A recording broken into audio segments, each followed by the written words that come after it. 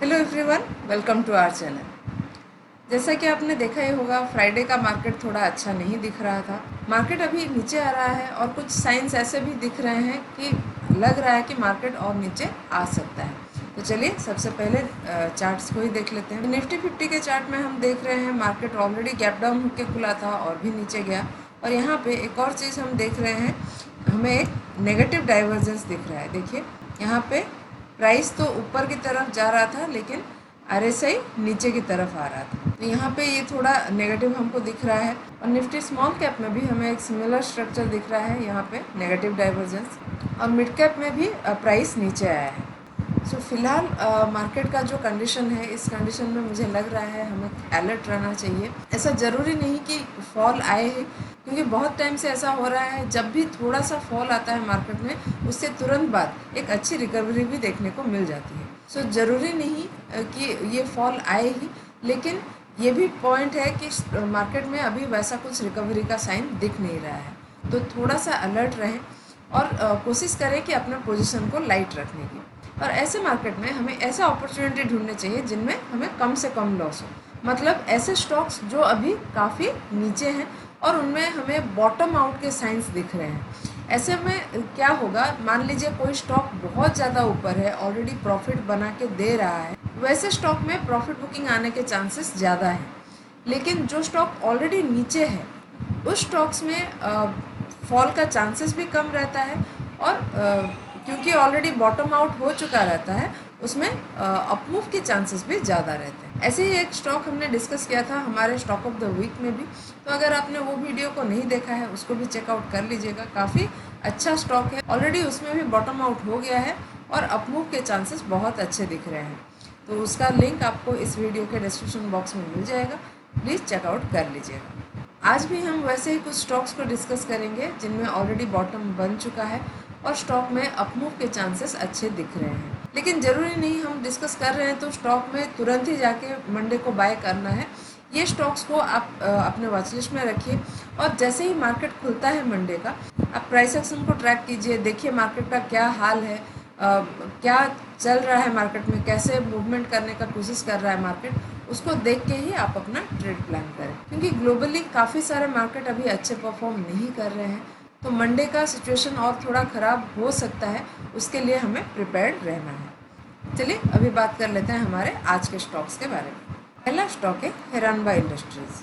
Stock को हम पहले वीकली टाइम फ्रेम में देख रहे हैं और आप देख सकते हैं स्टॉक का जो हाईएस्ट पॉइंट था 940 के लेवल पे था और उसके बाद से स्टॉक कंटिन्यूस फॉल में ही है।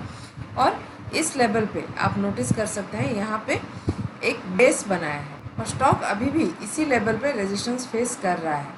हम देख सकते हैं यहाँ पे एक माइनर रेजिस्टेंस था जिसको स्टॉक ने अभी ब्रेक कर लिया है। लेकिन अगला जो रेजिस्टेंस हमें दिख रहा है यहाँ पे 415 425 के लेवल का, ये स्टॉक के लिए एक काफ़ी लंबा समय का रेजिस्टेंस है। मान के चलिए 1.5 साल से ऊपर का रेजिस्टेंस है यहाँ पे।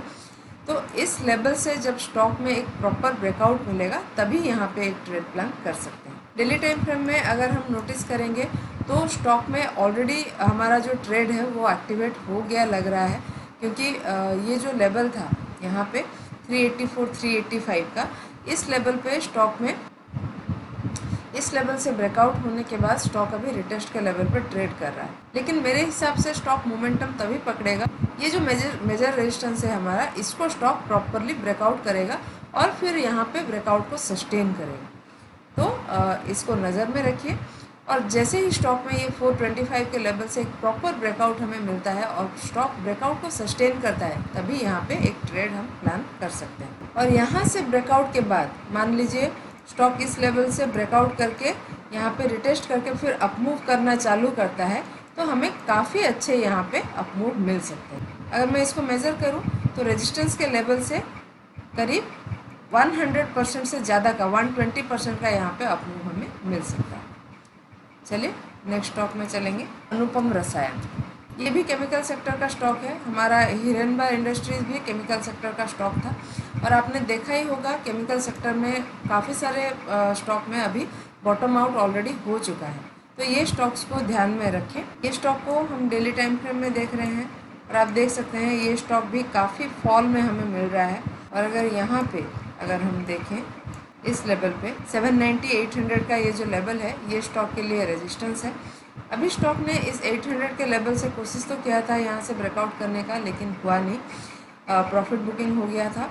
लेकिन फ़िलहाल हम देख सकते हैं यहाँ पे एक ट्रेंड रिवर्सल हमें दिख रहा है, क्योंकि अगर आप नोटिस करेंगे स्टॉक कंटिन्यूसली डाउनवर्ड मूवमेंट में था, लोअर लोज लोअर हाइज यहाँ पे बना रहा था, लेकिन इस लेवल से हमें लोज शिफ्ट होते हुए दिख रहे हैं। अगर मैं इसको ड्रॉ करूं तो आप देखेंगे यहाँ पे लोज जो है हमारे शिफ्ट हो रहे हैं। तो अभी अगर स्टॉक में ये जो लेवल है 800 का, इस लेवल से स्टॉक में एक प्रॉपर ब्रेकआउट हमें मिल जाएगा। तो स्टॉक में ये अगर 800 का लेवल से प्रॉपर हमें ब्रेकआउट मिलता है और स्टॉक ये ब्रेकआउट को सस्टेन करता है, तो पहले तो हमें यहाँ पे 819 तक का एक टारगेट मिल सकता है, और उसके बाद ये स्टॉक में हमें काफ़ी अच्छे अपमूव के चांसेस भी दिख रहे हैं।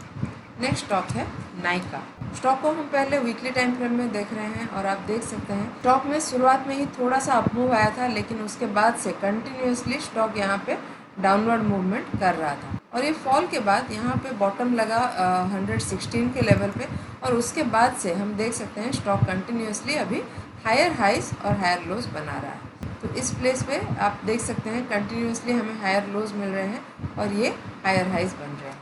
डेली टाइम फ्रेम में अगर हम देखेंगे तो ये जो लेवल है 189 190 का, ये स्टॉक के लिए रेजिस्टेंस था, और इस लेवल से स्टॉक में जब ब्रेकआउट हुआ है, एक काफ़ी अच्छा ब्रेकआउट हमें देखने को मिला है, और ब्रेकआउट के समय का वॉल्यूम भी हमें अच्छा दिख रहा है, और उसके बाद स्टॉक में रिटेस्ट भी हो गया है, और रिटेस्ट के बाद स्टॉक फिर से अपमूव किया है। तो ऐसे अगर देखें तो स्टॉक में ऑलरेडी हमारा जो ट्रेड है वो एक्टिव हो गया है, क्योंकि स्टॉक में ऑलरेडी रिटेस्ट कंप्लीट हो चुका है। लेकिन मार्केट का कंडीशन को देखते हुए, और अगर हम नोटिस करेंगे ये जो 200 के लेवल पे यहाँ पे स्टॉक के लिए एक रेजिस्टेंस भी है, और 200 का लेवल जो है वो एक साइकोलॉजिकल लेवल भी रहता है, और उसके साथ साथ हम ये भी देख सकते हैं इसी लेवल से स्टॉक में प्रॉफिट बुकिंग भी हुई है। तो मान लीजिए किसी भी रीज़न से स्टॉक थोड़ा सा और नीचे आ जाता है, तो हम यहाँ पे ये जो 189 190 का लेवल है, इस लेवल पे एक ट्रेड प्लान कर सकते हैं, और एक इमीडिएट टारगेट के लिए प्लान कर सकते हैं 200 के लेवल। लेकिन स्टॉक अगर इस लेवल से, मतलब ये जो 200 के लेवल से ब्रेकआउट कर लेता है, क्योंकि ये एक मेजर रेजिस्टेंस है स्टॉक के लिए, तो इस लेवल से अगर स्टॉक एक प्रॉपर ब्रेकआउट करता है और यहाँ से ब्रेकआउट के बाद स्टॉक फिर से इसी लेवल पे रिटेस्ट करते हुए हमें मिलता है, तो हमारे लिए एक अच्छा ट्रेड प्लान बन सकता है, और उस केस में हमें काफ़ी अच्छे अपमूव के चांसेस यहाँ पे मिल सकते हैं। आप देखेंगे तो स्टॉक में 428 का जो लेवल है, ये स्टॉक का ऑल टाइम हाई का लेवल है। तो अगर मैं मेज़र करूँ 200 के लेवल से भी, तो स्टॉक में 100% अपमूव के चांसेस हमें दिख रहे हैं। तो स्टॉक अगर 200 के लेवल से एक प्रॉपर ब्रेकआउट देता है और यहाँ पे सस्टेन करता है, तो यहाँ पे एक बहुत ही बढ़िया अपसाइड पोटेंशियल मिल सकता है। नेक्स्ट स्टॉक है इन्फीबीम एवेन्यू। स्टॉक को हम वीकली टाइम फ्रेम में देख रहे हैं, और आप देख सकते हैं स्टॉक में ये एक मेजर फॉल हमें देखने को मिला है 2018 में, और उसके बाद से स्टॉक यहाँ पे इसी लेवल पे कंसोलिडेट कर रहा था, और इस लेवल पे स्टॉक के लिए एक रेजिस्टेंस बना है 27-28 के लेवल, और स्टॉक में इस लेवल से ब्रेकआउट के बाद स्टॉक थोड़ा सा अपमूव किया है, और फिर से यहाँ पे, मतलब ये जो 2750 का लेवल है, 27.50 का लेवल है, यहाँ पे सपोर्ट लेके फिर से अपमूव कर रहा है। इस लेवल पे भी हमें एक और रेजिस्टेंस बनता हुआ दिख रहा है। चलिए उसके लिए हम डेली टाइम फ्रेम में चलेंगे देखने के लिए। यहाँ पे हम देख सकते हैं ये जो 32.8 से 33.1 का लेवल है, क्योंकि स्टॉक यहाँ पे पहले सपोर्ट लिया है, फिर इस लेवल से जब ब्रेकडाउन हुआ है स्टॉक में, तो स्टॉक फिर से इसी लेवल को रेजिस्टेंस लेके यहाँ पे ही कंसोलिडेट किया है, और अभी स्टॉक यहाँ से ब्रेकआउट करने का एक बार कोशिश तो किया था, लेकिन यहाँ से फिर से प्रॉफिट बुकिंग हमें देखने को मिली।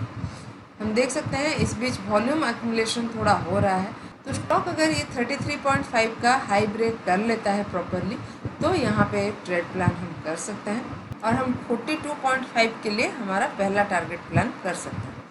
यहाँ पे स्टॉक अगर हमारे अकॉर्डिंग, हमारे प्लान के अकॉर्डिंग मूव करता है, तो स्टॉक का जो हाई है 60 के लेवल का, इस लेवल तक का एक अपसाइड पोटेंशियल हमें मिल सकता है। तो हाई ब्रेक से भी अगर मैं मेज़र करूँ तो करीब 79-80% का अपमूव हमें यहाँ पे दिख रहा है। नेक्स्ट स्टॉक है ग्रीन पैनी। ये स्टॉक को हमने रिसेंटली डिस्कस किया था, तो इसको मैं ज़्यादा डेप्थ में नहीं जाऊंगी। यहाँ पे हम देख सकते हैं स्टॉक में एक इन्वर्टेड हेड एंड शोल्डर का पैटर्न हमें दिख रहा है और इस पैटर्न से एक प्रॉपर ब्रेकआउट हमें यहाँ पे मिला है। आप देख सकते हैं एक स्ट्रॉन्ग ब्रेकआउट हमें मिला है और वॉल्यूम भी काफ़ी अच्छा है। ये स्टॉक में हमारा ट्रेड एक्टिव हो गया है। ये जो हमारा रिसेंट हाई था 335 के लेवल का, ये हाई ऑलरेडी ब्रेक हो चुका है। यहाँ पे स्टॉक अगर ये 335 का लेवल को रेस्पेक्ट करता है तो यहाँ पे हम एक ट्रेड प्लान कर सकते हैं। यहाँ पे स्टॉक थोड़ा सा नीचे आता है किसी भी रीजन से और हमें 335 के लेवल पे मिलता है, तो हमारे लिए एक बेस्ट लेवल होगा यहाँ पे एंट्री करने का। नेक्स्ट स्टॉक है कैंपस एक्टिववेयर। ये स्टॉक को हम वीकली टाइम फ्रेम में देख रहे हैं और आप देख सकते हैं एक काफ़ी लंबा फॉल के बाद स्टॉक में ये जो फॉल का इंटेंसिटी था ये स्लो हो गया है और स्टॉक यहाँ से अप मूव करना चालू कर दिया है। और यहाँ पे ये जो 287 से 290 का लेवल है, ये स्टॉक के लिए एक इम्पॉर्टेंट लेवल था।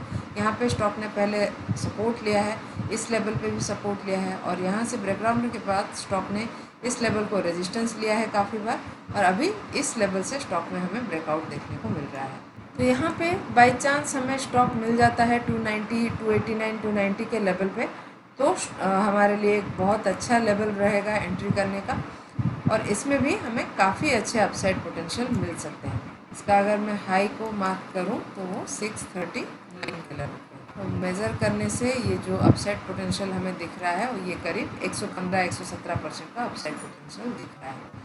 लेकिन ये भी ध्यान में रखें मार्केट का कंडीशन सही नहीं है, तो हो सके तो अपने पोजीशन को लाइट रखें और एक प्रॉपर एनालिसिस के साथ ही ट्रेड्स को प्लान करें।